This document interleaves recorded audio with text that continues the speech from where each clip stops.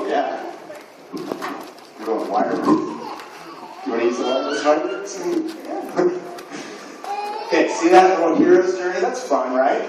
Some guy a long time ago wrote this thing called the hero's journey. You don't really need to know about that. But here's what's fun about it. Most great stories, not all stories, but most great stories tell about there's ordinary life, and then number two, there's a call to adventure, and then they have to overcome some circumstances, and they face the bad guy, and then they defeat him, and they take the treasure, and there's a resurrection, and they kind of come back home.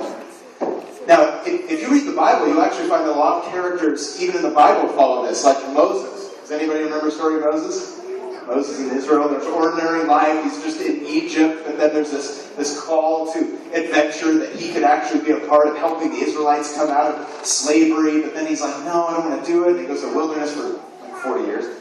And then God calls him to come out, and then he goes back to Pharaoh. See, a lot of great stories follow this, but there's only one true story that's the ultimate story to end all stories, and it's true. That's the story of who?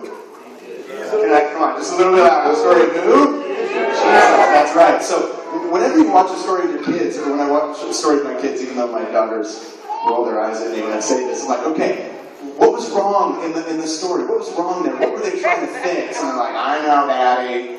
And the other night we saw, where did we go at the Pantages? I think it was what did we see at the Pantages? We saw Peter Pan. Peter Pan. And what was I telling you the next day? What was the most emotional moment in the whole story of Peter Pan?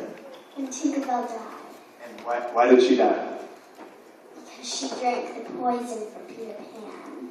And then what happened when she was dead? She resurrected. Did everybody get really excited? Yes. It's the best part of the whole story, like substitution, resurrection. I know it's a big word, whatever. So some of you kids, can you come up here? Those of you that were asked to answer some of these questions on the back. Here's a few questions to ask your family, to ask your